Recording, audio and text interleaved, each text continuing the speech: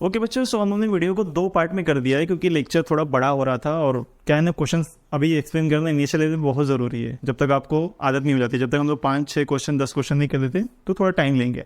और 2 पार्ट में तो अच्छा भी है, एक बार आप समझ लोगे, हो सकता है आप खुद ट्राई करो, फिर दूसरे पार्ट पे आगे आप सोल्यूशन देख लो, ठीक है ना। तो देखो यहाँ पे हम लोगों ने trading account, profit loss account साथ में बनाया है, पार्टनर्स कैपिटल अकाउंट यहाँ बना दिया गया है और बैलेंस शीट यहाँ पे है, ठीक है। और हमने वर्किंग नोट का अमाउंट भी लिख लिया है यहाँ पे, RDD, new RDD, interest on government bond and prepaid advertisement यहाँ पे लिख दिया मैंने ताकि भूल दूँ ना। चलो फिर एंट्री करते हैं। सो डेबिट साइड से स्टार्ट करते हैं। पहला है प्लांट एंड मशीनरी और इसमें एडजस्टमेंट नहीं है।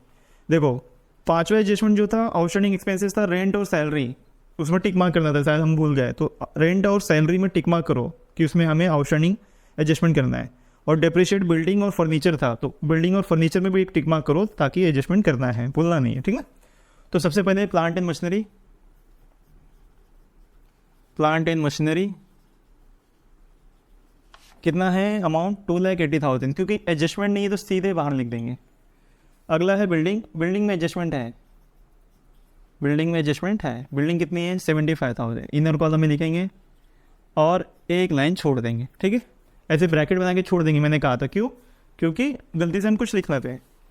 नेक्स्ट है सन्डे डेटर्स, इसमें 2 एडजस्टमेंट है, हमने 2 टिक मार्क किए हैं, राइट। तो जब 2 टिक मार्क किए तो कम से कम 2 लाइनें हैं। अमाउंट है 28,700 और 2 लाइन कैसे छोड़नी है, पहले तो बैड डेप्ट लिख के माइनस करेंगे, अमाउंट आएगा, फिर उसमें से न्यू आरडीडी 2% जो था वो माइनस करेंगे। हमने अमाउंट लिखा है लेकिन बाद में करेंगे जब एडजस्टमेंट में जाएंगे तब। फिर है परचेस, परचेस में भी एक स्टार है जिसमें से परचेस रिटर्न माइनस करना है। परचेस किसका पार्ट है, ट्रेडिंग अकाउंट डेबिट साइड। और आपने ध्यान दिया यहाँ पे ओपनिंग स्टॉक नहीं है, क्या है नहीं है ओपनिंग स्टॉक। तो हो सकता है कि बिजनेस नया हो, ओपनिंग स्टॉक तब होता है जब बिजनेस पुराना हो, यानी पिछले साल भी बिजनेस चला होगा तो ओपनिंग स्टॉक मानते हैं। हो सकता है ना, यहाँ पे स्टार्टेड तो नहीं लिखा है लेकिन मे बी, ठीक है। तो सीधा परचेस, परचेस कितना है, परचेसेस 85,500, 85,500। और क्योंकि इसमें से रिटर्न है तो हम जब आएंगे रिटर्न पे तब माइनस करेंगे, अभी नहीं, अभी भी कर सकते हैं लेकिन ठीक है।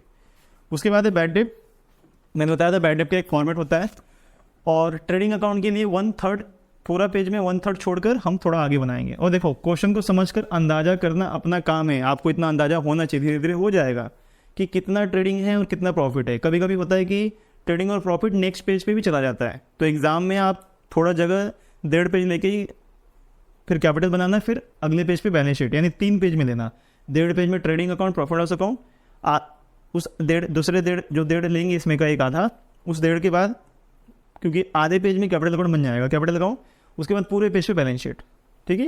यानी कम से कम 3 पेज तो सिर्फ इसके लिए होना चाहिए, फिर वर्किंग नोट के लिए 1 पेज, राइट। इतना जगह होना चाहिए। और ज़्यादा जगह छूट जाएगा तो मार्क्स नहीं कटेंगे, लेकिन कम जगह हो गया तो फिर तो कैसे टैली करोगे, ठीक है। चलो तो बैड डेप तो मैं मान के चलता हूँ इतना बहुत है, इनफ है। उसके बाद मैं यहाँ से लिखना स्टार्ट करता हूँ टू बैड डेप। और मैंने आपको बैड डेप का फॉर्मूला बताया था, एक तरह का मतलब फॉर्मेट बताया था। पहली बार बैड डेप कितना है 500, इनर कॉलम में लिखेंगे 500। क्या फॉर्मेट था, प्लस न्यू बैड डेप, मैंने कहा था इसको रट लो, ये ऐसा लिखना ही लिखना है, प्लस न्यू आरडीडी, ठीक है, वो बाद में लिखेंगे। फिर इन दोनों को प्लस के अंदर जो अमाउंट आएगा उसमें से माइनस करेंगे ओल्ड आरडीडी। ओल्ड आरडीडी यानी जो ट्रायल बैलेंस की क्रेडिट साइड होता है, इसको इनकम बोलते हैं, ठीक है। तो ये याद कर लो, न्यू मतलब जो एडजस्टमेंट में है, ओल्ड यानी ये बैड डेट और ये न्यू ओल्ड आरडीडी। ये bad debt, old bad debt पे हम लिखते नहीं लेकिन सीधा बैड डेट लिखते हैं, और यहाँ ओल्ड आरडीडी, ये दोनों ही ट्रायल बैलेंस में होते हैं, ठीक है। चलो नेक्स्ट है अगला सेल्स रिटर्न। तो सेल्स रिटर्न क्रेडिट साइड में होगा। सबसे पहले तो सेल्स की एंट्री कर देंगे, क्यों, क्योंकि भाई सेल्स रिटर्न माइनस करने के लिए सेल्स लिखना होगा। तो सेल्स देखो क्रेडिट साइड में है 1,80,000, तो 1,80,000 माइनस रिटर्न, सीधा रिटर्न लिखोगे तो भी चलेगा, नहीं लिखोगे सिर्फ सेल्स रिटर्न में लिखोगे तो भी चलेगा। कितना है 2,200। और मैं समझता हूँ कि इसमें और कोई एडजस्टमेंट नहीं है तो सीधा बाहर लिख दो। तो 2,000 गया तो 178, तो 177,800 यही आएगा, है 2 मिलाएंगे 78, 79, 80, ठीक है। 10% गवर्नमेंट बॉन्ड हिडन एडजस्टमेंट है और गवर्नमेंट बॉन्ड असेट्स थे क्योंकि गवर्नमेंट बॉन्ड में इन्वेस्ट किया है, तो लिखेंगे 10% गवर्नमेंट बॉन्ड कितना अमाउंट है 40,000 और हमने एडजस्टमेंट किया है 2,000 आया था, क्योंकि इस पे ब्याज मिलेगा तो प्लस लिखेंगे इंटरेस्ट अक्योर्ड, मिला नहीं है अक्योर्ड लिख, जब तक मिला ना हो तब तक अक्योर्ड लिखा जाता है या अक्योर्ड लिखा जाता है। कितना है 2,000 और इसको जोड़कर फिर बाहर लिख देंगे, क्योंकि अब मेरा जो इन्वेस्टमेंट है वो 42,000 का हो गया। इन्वेस्टमेंट क्यों करते हैं? ताकि ब्याज मिले, डिविडेंड मिले। गवर्नमेंट बॉन्ड में इन्वेस्ट किया, इंटरेस्ट मिलेगा, कितना 2,000 मिलेगा, 6 महीने का ही बना है, राइट, 42 हो गया। इसका दूसरा इफेक्ट भी कर देंगे on the spot. Hidden adjustment मैंने कहा था ऑन द स्पॉट करना है, दूसरा इफेक्ट कहा जाएगा क्योंकि इंटरेस्ट मिला है कंपनी को, गवर्नमेंट ने कंपनी को इंटरेस्ट दिया है। क्या हो गया? इनकम प्रॉफिट लॉस से क्रेडिट साइड, यहाँ पे बाय, यहाँ पे पूरा लिखेंगे interest cured on government bond, कितना 2,000, यहाँ पे पूरा बाहर। जगह लेके लिखो, जगह का घर पे ले जाओगे, एग्जाम में मैं देखता हूँ बच्चे बहुत कंजूसी करते हैं, कंजूसी नहीं करना है, जगह लेके लिखना है। 2 पेज लो, 3 पेज लो, कौन मना कर रहा है। उसके बाद इम्पोर्ट ड्यूटी, मैंने बताया था इम्पोर्ट ड्यूटी नहीं, रॉ मटेरियल मंगाने के लिए दिया गया डॉक चार्जेस या गवर्नमेंट चार्जेस, गवर्नमेंट टैक्स एक तरह का होता है ये, जो कि ट्रेडिंग अकाउंट के डेबिट साइड में जाएगा। तो यहाँ लिखेंगे 2 इम्पोर्ट ड्यूटी, उसमें कोई एडजस्टमेंट नहीं है तो सीधे बाहर 1,800।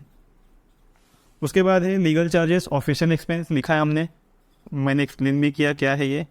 तो लीगल चार्जेस, इसमें कोई एडजस्टमेंट नहीं है, सीधे 2,000 बाहर। नेक्स्ट है मोटिव पावर, मैंने बताया ये heavy uses, heavy power for production. So motive power ये फैक्ट्री में जाएगा, कोई एडजस्टमेंट नहीं है, 12,000 सीधा आउटर कॉलम में।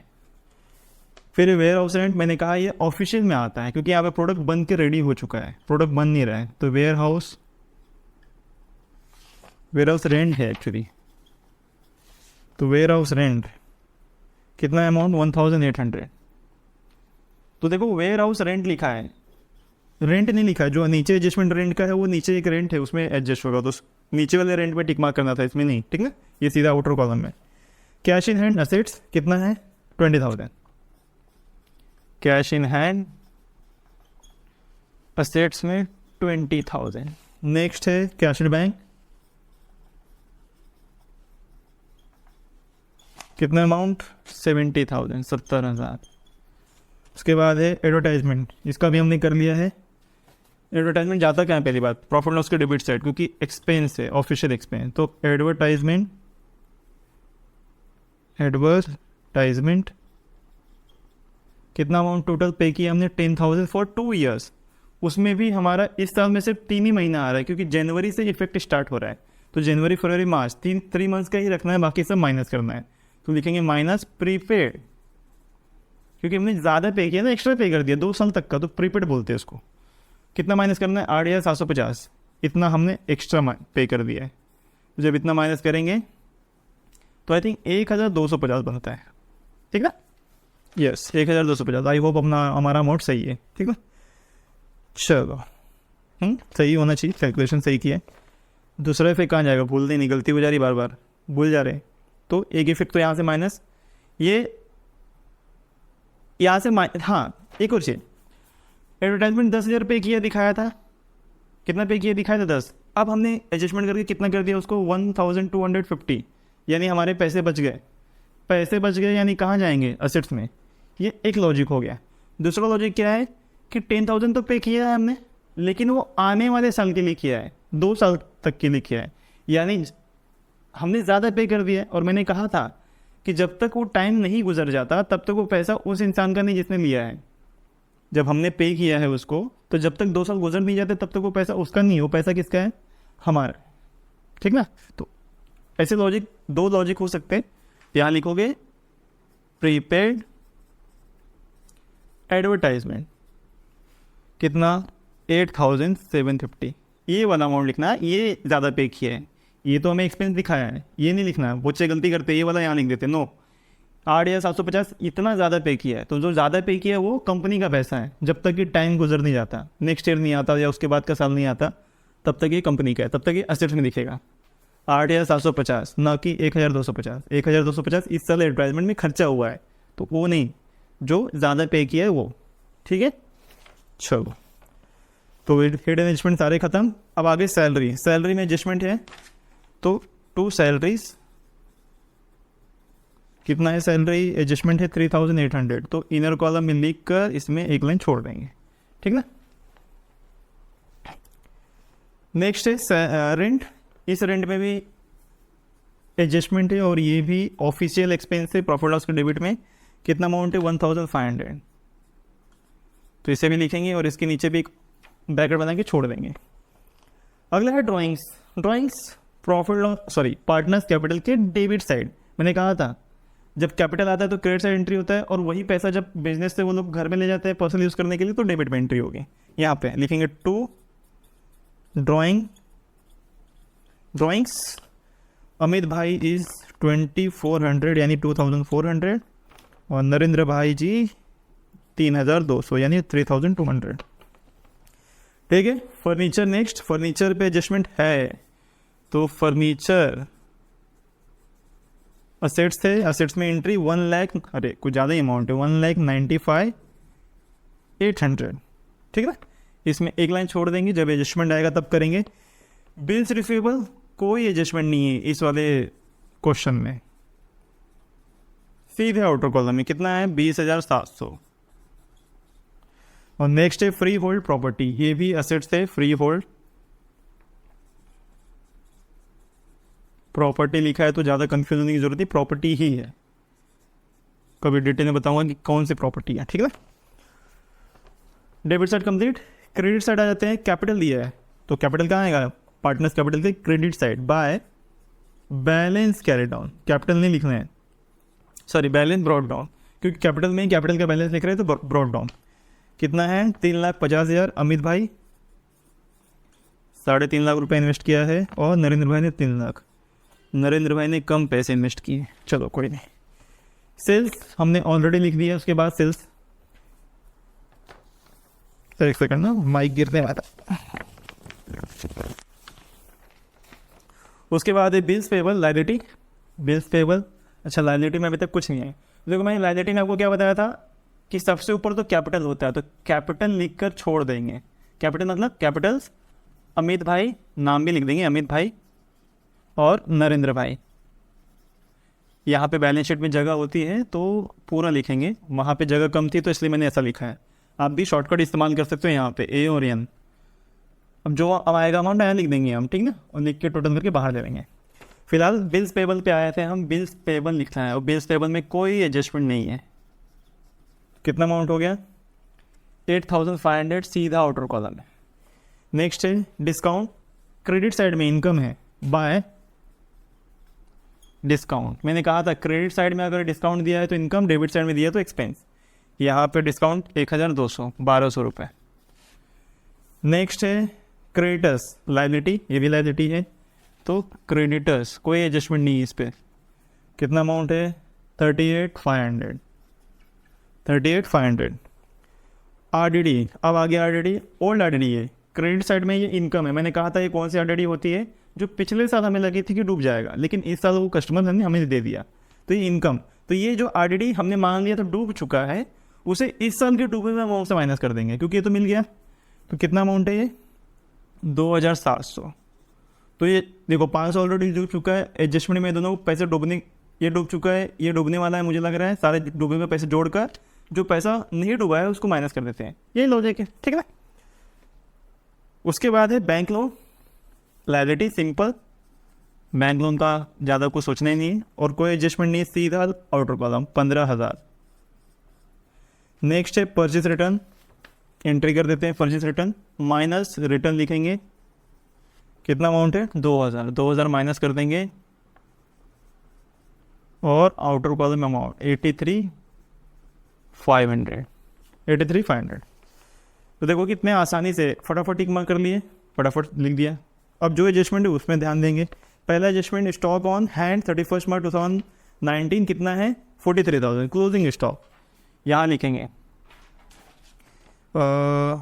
गुड्स, एक गुड्स की भी एंट्री थी ना, हालांकि लिख दिया करो, ज़्यादा सोचने की जरूरत नहीं है। By closing stock, generally closing stock हमेशा एंड में लिखा जाता है, बीच में कोई नहीं, तो कोई नहीं लिख दो फिलहाल शुरू के लिए। आदत जब हो जाएगी तो आप खुद समझ जाओगे कि कहाँ लिखना है कहाँ नहीं, ठीक है।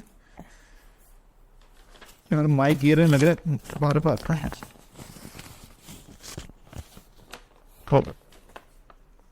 सॉरी, क्लोजिंग स्टॉक वहाँ गया। दूसरा इफेक्ट कहाँ जाएगा एडजस्टमेंट में, यहाँ लिखेंगे क्लोजिंग स्टॉक 43,000, राइट 43।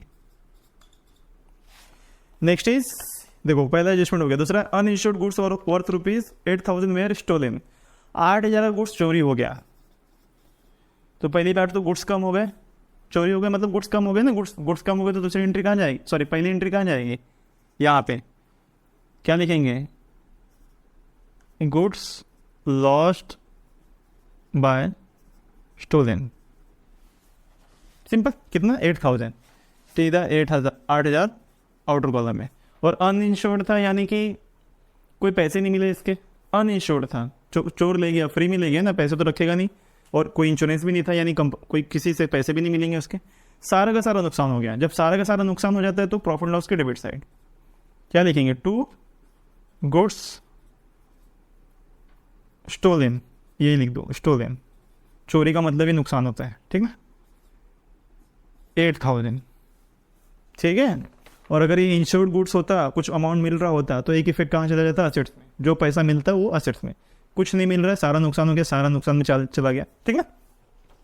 सेकंड भी हो गया, क्रिएट आरडीडी, हमने ऑलरेडी किया हुआ है आरडीडी, कितना निकाला था हमने 564। सबसे पहले तो उसकी एंट्री कहाँ करेंगे, यहाँ पे माइनस न्यू आरडीडी, क्योंकि हमेशा पहले एडजस्टमेंट 2% और हमने ऑलरेडी निकाला है 564। तो जब हालांकि हम टोटल कब करेंगे, जब बैड डेट लिख लेंगे तब, ठीक है। दूसरा इफेक्ट कहाँ जाएगा, न्यू आरडीडी, यहाँ पे 564, सिंपल, ठीक है 564। ठीक, उसके नीचे ही मिस्टर पाटिल जो कस्टमर थे इंसॉल्वेंट हो गए, यानी उनके दिवाली निकल गया, सारी बर्बाद हो गई प्रॉपर्टी, उनकी कर्ज ज़्यादा हो गया उनके ऊपर, 500 रुपये थे, नहीं दे पाएंगे तो बैड डेट, तो संडे डेटर्स में से माइनस लिखेंगे न्यू बैड डेट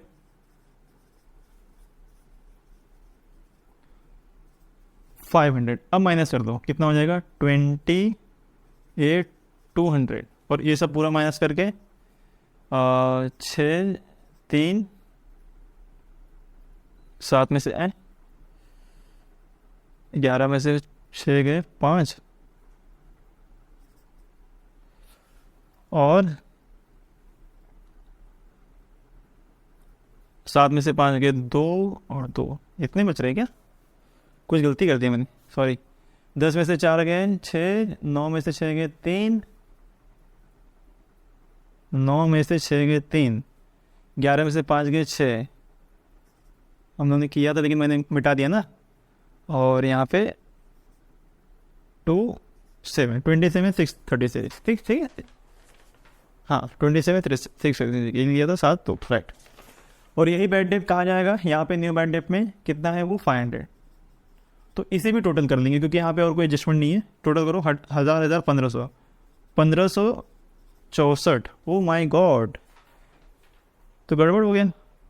गड़बड़ क्या हो गया, गड़बड़ ये हो गया कि ओल्ड आरडीडी ज़्यादा है और जो बैड डेट है वो कम है। बैड डेट कितना था ऊपर 500 ही था ना, 500, ये नया बैड डेट भी 500 है और न्यू आरडीडी भी 500, इतना टोटल तो 1564 ही हो रहा है। उसमें से 2700 माइनस करना है, नहीं हो पाएगा माइनस।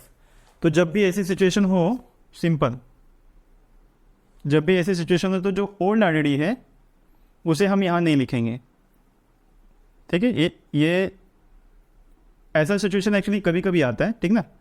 तो 1564 यहाँ लिख देंगे, और जो ओल्ड आरडीडी है वो क्रेडिट साइड था ना, उसको क्रेडिट साइड में लिखेंगे बाय ओल्ड आरडीडी, कितना 2700। समझ रहे मेरी बात, कंफ्यूज होने की ज़रूरत नहीं, एकदम सिंपल है। हमारा फॉर्मेट यही है, लेकिन क्या हो रहा है 1564 में से हम लोग 2700 माइनस कर सकते हैं क्या, नहीं, और माइनस में अमाउंट नहीं लिखा जाता है, तो इसीलिए उसको उठा के ट्रांसफ़र कर देंगे वहाँ पे। तो ये कब कर पाएंगे, जब हम ऑलरेडी फॉर्मेट लिखे होंगे तब। देखो यहाँ पे अगर एक लाइन काट भी देते तो कुछ फ़र्क नहीं पड़ता, उसको उठा के वहाँ लिख सकते हो। देखो मैंने मिटा दिया और अमाउंट लिख दिया, बहुत ज़्यादा तो एक लाइन कट होगी और ज़्यादा नहीं।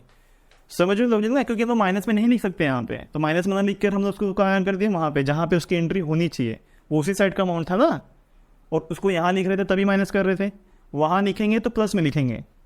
मैंने आपको लास्ट लेक्चर बताया था कि क्रेडिट की चीज़ जब डेबिट में लिखी जाती है तो माइनस करते हैं, और डेबिट की चीज़ जब क्रेडिट में लिखी जाती है तो माइनस करते हैं। यानी अपोजिट साइड लिखेंगे तो माइनस करेंगे, लेकिन अगर उसी साइड लिखेंगे तो प्लस में लिखेंगे।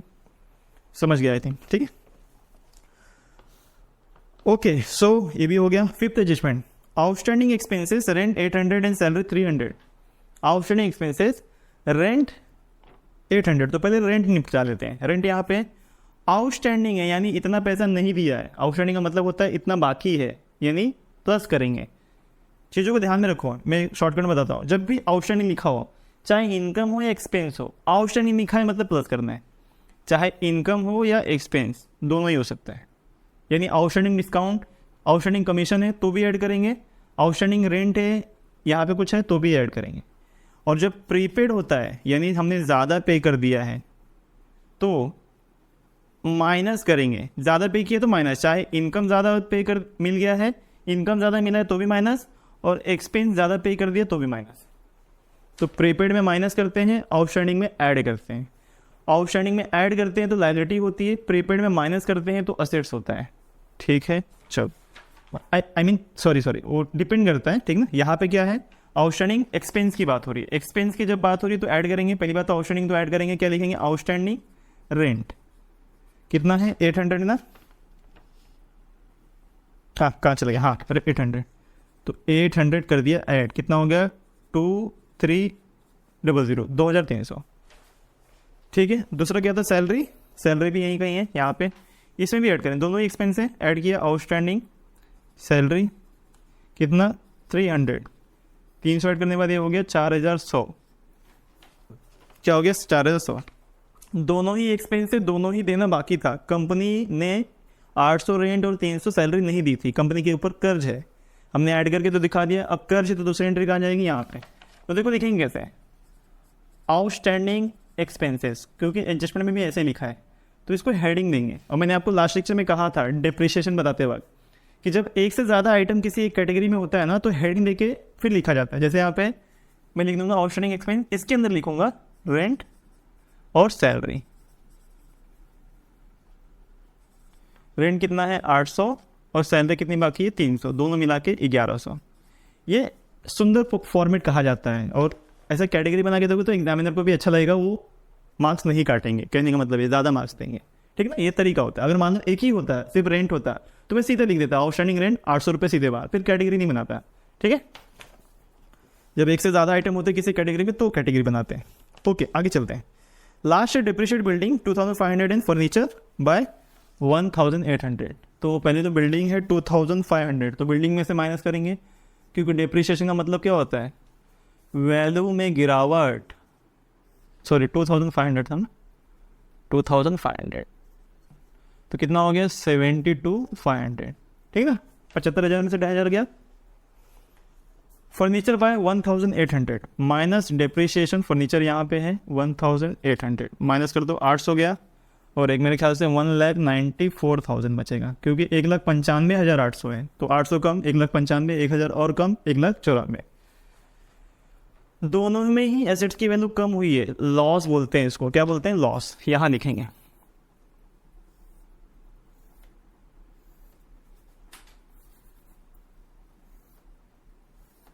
लिखेंगे 2। देखो दो एक से ज़्यादा में डिप्रिशिएशन है तो हम लोग कैटेगरी बनाएंगे, लिखेंगे डिप्रिशिएशन।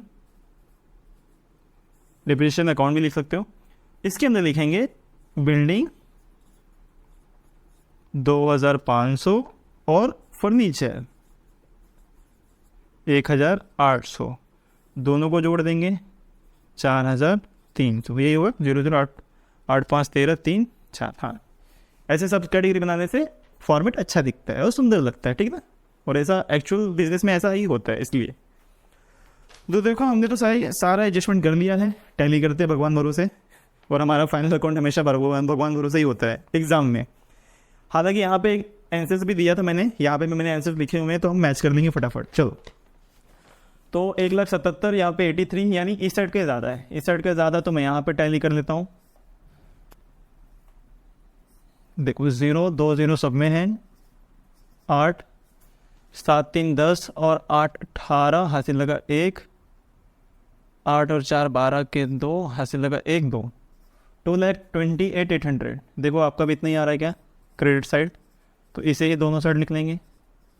और कभी भी टैली ना पेंसिल से किया करो, हो सकता है गलती से यहाँ का ज़्यादा हो वहाँ का ज़्यादा हो तो कट पिट हो जाएगा, तो टैली पेंसिल से किया करो, तो जब तक कंफर्म नहीं होगा तब तक पेंसिल से। यहाँ का टोटल करो, देखो कितना हो रहा है ये, यहाँ का टोटल करेंगे तो 0,0,5 नहीं 8 5 13 के 3 हाथ से लगा 1 4 5 6 7 7 फिर 8 1 9 97,300 हो रहा है।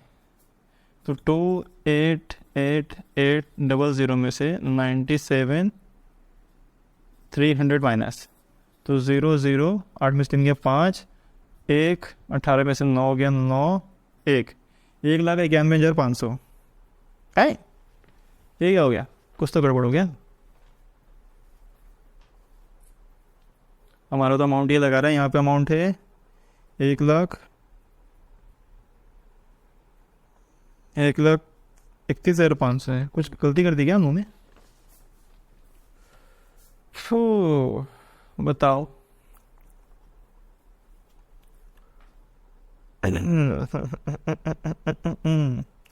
कुछ रह गया क्या यार, कि मैंने कितना लिखा है 1,91,000 के 1,31,000 है। एक सेकेंड क्वेश्चन देख लूँ या फिर आप ही ज़रा चेक करो।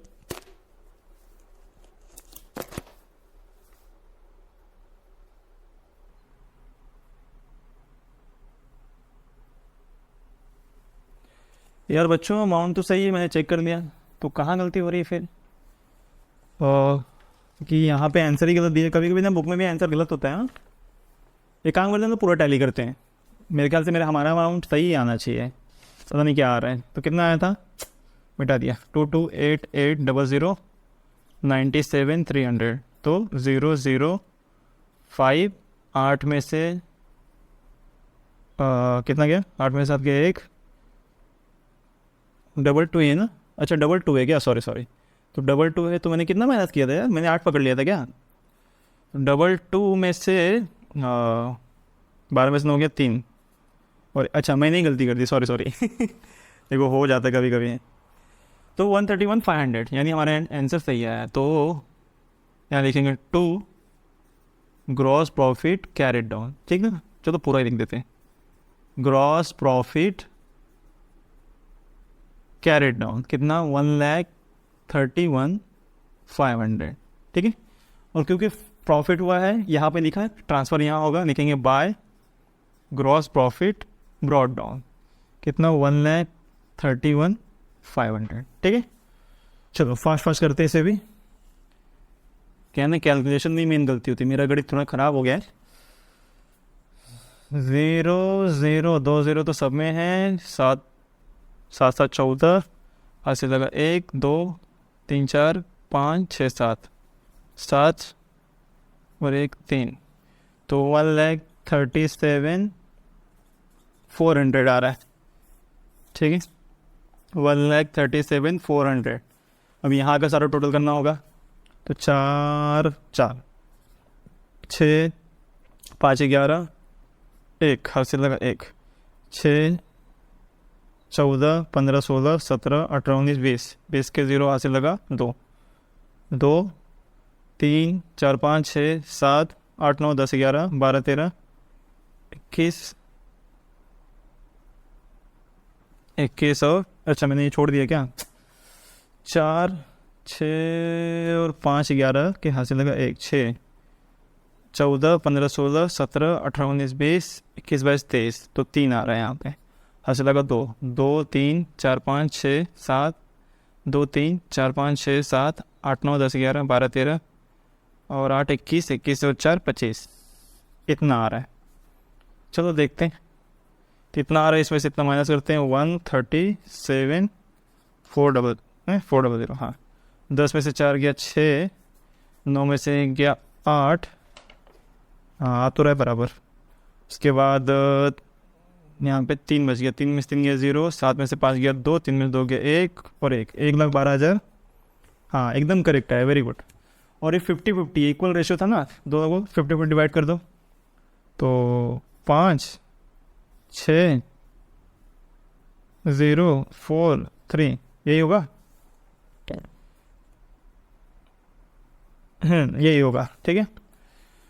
तो क्या लिखेंगे, to net profit carried down, इसमें लिखेंगे अमित भाई और नरेंद्र भाई। अमित भाई के लिए कितना है, सेम 56,083, और नरेंद्र भाई के लिए भी 56,083, और टोटल कितना अमाउंट आया है 1,12,086। ठीक है, आई होप समझ रहे हैं, पक्का ना। 3 दूनी 6, 4 दूनी 8, 0 0, 6 दूनी 12 के 2, 5 10 की 11, करेक्ट, वेरी गुड, एकदम सही है। ठीक है, तो ये प्रॉफिट आ गया। अब प्रॉफिट कहाँ ट्रांसफर होगा, प्रॉफिट आया है तो पार्टनर्स कैपिटल के क्रेडिट में, लॉस आता अगर उस साइड आता तो इस साइड ट्रांसफर होता। लिखेंगे by net profit brought down, कितना कितना हुआ है 56,083 और 56,083, तो इसी साइड पे ज़्यादा नज़र आ रहा है यहाँ पे भी, तो टोटल कर दो। तो 356,083 सिंपल था ये, और 4,06,083 आई थिंक, 3806 5 5 10 के 0 हंस लगे, राइट। फिर कितना हो गया 3,56,083 और 4,06,083 माइनस कर देते हैं, तो 2,000 गए। अबे यार 2,400, 3 8 10 में 4 के 6, 5 में से 2 गए 3 0 4, तो 4,03,683 4,03,683 4,03,683, और इसको माइनस करेंगे तो 3,50,080 नहीं 56,83, इसमें से 3,200, तो 83 तो ठीक है, 8 5 में से 3 या 2 5 और 3, तो 3,52,883 3,52,883। देखो ये कैपिटल्स आ गए इनके, ठीक है। अब कैपिटल कहाँ जाएंगे, फिर कैपिटल जाएंगे कैपिटल में, यहाँ लिख दो कितना है 4 लाख, अमित भाई का है 4,03,683, और नरेंद्र भाई का कितना है 3,52,883, ठीक है। इसको जोड़ लेंगे दोनों को, तो 6 8 दूनी 16, ऐसे लगा 1 7 में 14 15, ऐसे लगा 1 6 5 4 3 7 7,56,566। हो माई गॉड, कितना सारा 6 6 6 6 हो गया। चलो टैली करते हैं, तो इस साइड का कितना आना चाहिए देखते हैं। टैली हो गया तो फिर आनंद ही आनंद, नहीं हुआ तो फिर तो होगा, क्यों नहीं होगा। चलो देखते हैं कितना हमारा अमाउंट आना चाहिए, 8,90,586 है। मैं लिख देता यहाँ पे अमाउंट, यहाँ पे 8,90,586 586, करेक्ट। देखो जोड़ो 6 2 0 सब में, तो 2 2 6 सब में है, फिर तो गड़बड़ हो गया।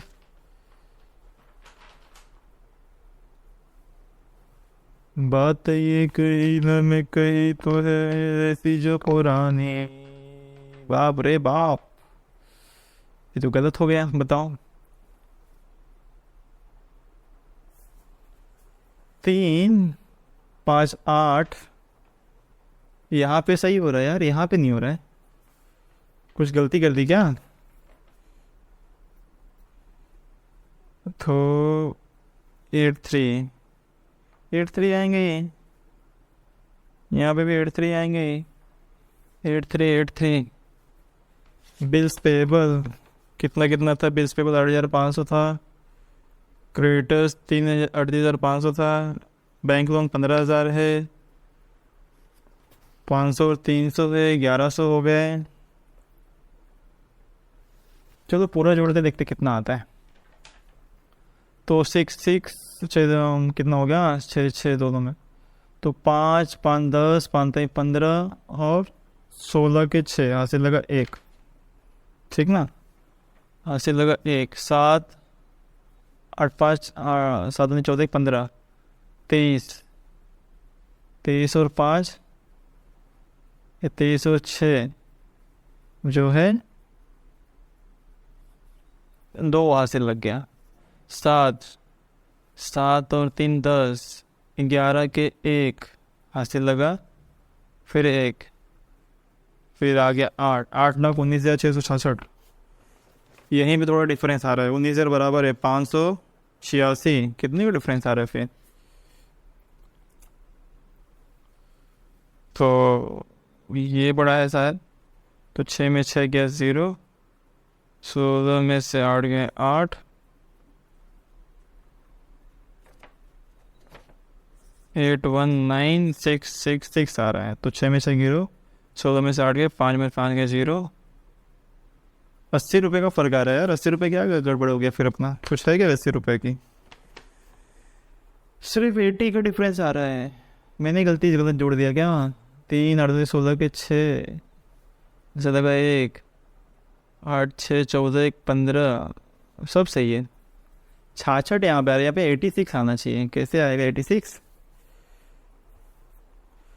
इसका आधा कितना होगा, 5, 1 वहाँ पे गया, 6 0, हो देखो मैंने गलती कर दी यहाँ पे, देखो 1,12,086 था, तो ये 43 आएगा। कितना आएगा, 43 देखो मुझसे भी गलती हो गई। तो 43 आएगा, तो यहाँ पे 4, यहाँ पे भी 4, यहाँ पे भी 4, सब जगह 4 आ जाएगा। जहाँ जहाँ लास्ट में 83 वहाँ पे 4343 आएगा। तो जब 4343 आएगा तो यहाँ पे भी 83 आ जाएगा, 86 आ जाएगा सॉरी। तो जब यहाँ पे 86 आ जाएगा तो यहाँ पे भी, यहाँ पे कितना आ जाएगा फिर, 586 आ जाएगा।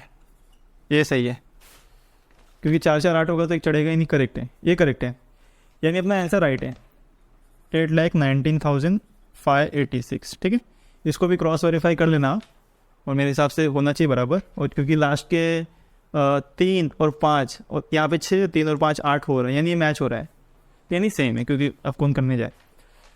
तो बस यही एक चीज़ होती है, कैलकुलेशन मिस्टेक हो सकता है, बहुत यही हमें प्रैक्टिस करनी है, यही हमें समझना है। बाकी सारी एंट्रीज हमारी सही हुई है। कैलकुलेशन का तरीका बेस्ट रखेंगे, जितना ज़्यादा बेस्ट तरीके से कैलकुलेट करेंगे और फास्ट करेंगे होगा। और कैलकुलेशन में ही बहुत ज़्यादा टाइम चला जाता है, हमें वो भी थोड़ा फास्ट करना है, हम धीरे धीरे वो भी करेंगे। ठीक है, तो ये क्वेश्चन यहाँ पे एंड होता है। अगला क्वेश्चन आपके स्क्रीन पे दिया जा रहा है, ये आपको एज इट इज़ खुद ट्राई करना है, नेक्स्ट लेक्चर में इसे ही सॉल्व किया जाएगा। ठीक है, चलो तो शुभ रात्रि, गुड नाइट, शब्बा खैर।